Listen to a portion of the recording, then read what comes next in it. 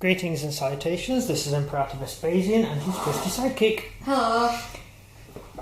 This is our first command unit for our Soviet army. We've based it on... we've got the commander can have additional troops added to it. So we've added 2 troops to make the unit a little bit more stable and based them all on the same base because the troops will never actually leave the commander, so we decided to base them as one block. So they get confused. Yeah, and also it means you don't get confused over who's part of what, especially if you add the officer to an actual command unit. Command in bolt action is basically used to add additional points to your morale, and that's all it's really for. Either plus 1 point, 2 points, 3 points or 4 points to morale depending on what officer you back. Which has been shown to be very, very good. Yeah, it can be very useful because you can bolster units' morale. Also, the commander can use his order dice to give an order to a unit is attached to, which can help. It can become quite useful. Other than that, command don't really do that much outside that. So really, units to add a point really. Yeah, they're really for morale. They're not really an integral part of the game. So technically you don't need a HQ to fight a battle with, you can just have normal squads because the headquarters is off table somewhere issuing orders from afar. We prefer to get the first lieutenant because that gives you a +2 and it's not over expensive. Yeah. Because they do start getting quite expensive. The more officers you get, the higher the rank, and you can end up spending. The ranks don't really matter in this game. Really. Well, it does because it's how much you get +2. +2 is so alright. A major will +3, and a captain will +4. But the points you spend on a captain might not actually make it worthwhile unless you're doing a really big game. I suppose that would help the second echelon troops. It would help your poor level troops, but other than that. Unless you've got a veteran unit which you want to be upgraded like to max. Well, other than the amount of units that survive battle, your poor quality troops like second echelon troops, does it really matter if they break? If it doesn't count towards, if it's not going to count towards the losing of the game. And the second echelon are not really good anyway. So. Yeah, they're cheap, and that's all it is. They're just cheap. And if you're playing Russian, you get it for free. Yeah, and you get a unit free as well. So they're throwaway troops, really.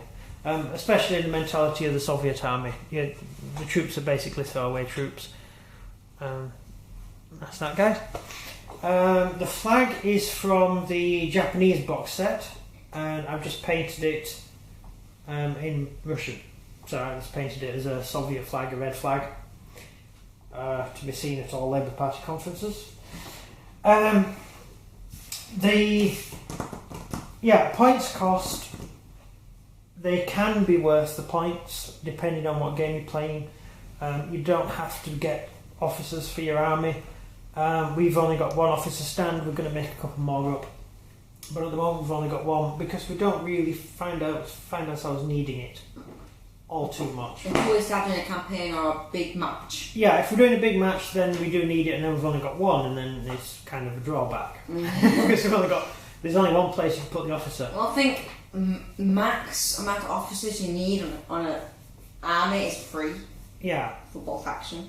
Well, I found 1 for the flank, 1 for the centre, 1 for the other flank. Yeah. Well, as you just said,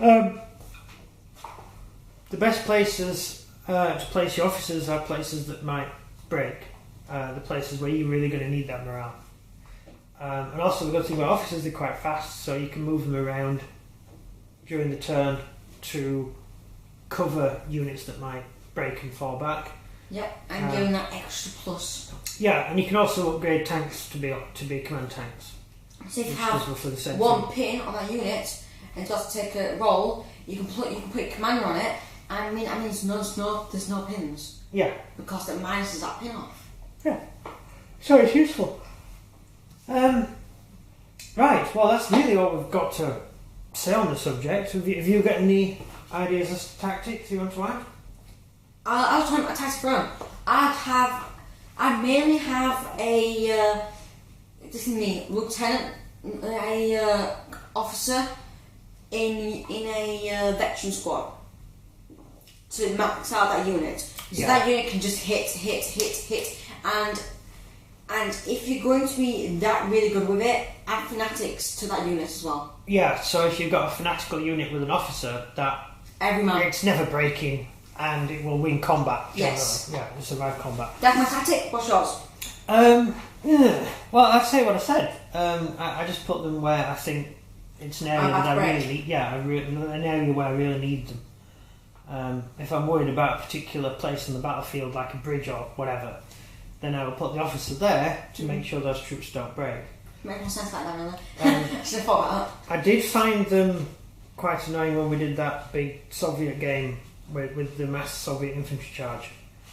I actually found the officers inconvenient there because units were breaking and therefore being killed by a machine gun to death because I couldn't get them to go to... They didn't have time to go to ground. And they didn't get time to hide behind tanks. Yeah, so I decided to take a morale on them thinking I could fall them back, but I should have put the down order on them because then they would have got a +1 cover and that could have saved them. But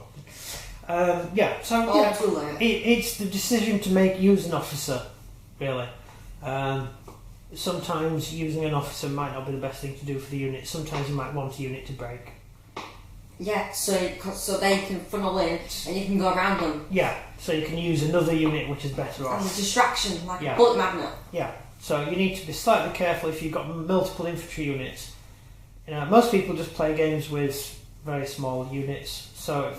We don't like that kind of stuff. We like big units. No, we have done small unit games. Skirmish. Your infantry squads are like 7, 8 men. They just don't last very long because you take 3 casualties and your unit's broken. 4 casualties, 3 casualties broken. Yeah. So that's about it. I haven't really got anything else to add to that. So model wise. They're just figures straight from out of the box. I think the Russian figures are great because they have some really cool officer poses. You can have the officers doing officery stuff, whereas the German box, the officers, no matter what body, there's only really one body you can use for the officer to make him look like an officer. It's your best army, Russians. Yeah, I like Russia. I like the figures. And I know I've said negative things about the castings. I just like the figure. I think they're nice figures. And they're very easy to pose and very easy to do stuff with and convert. Such as we made the mortar team the other day. Oh yeah. Oh, I can't remember the mortar. It's been such a long time which ago. is the mortar team, which is just made out of the same figures. It's just straightforward. And I'm surprised I said because he said this in every other video. See, I got bored and wanted to do something with them. Yeah, I think I was making a medic, and I ended up making a mortar. So, these things happen. So anyway, that is really the end of the video. Over to you for your goodbye thing. So if you enjoyed this video, please do like and subscribe, and comment down below whose tactic like better, mine or Imperator's. That's everything from me. And everything from him. Good day. See ya.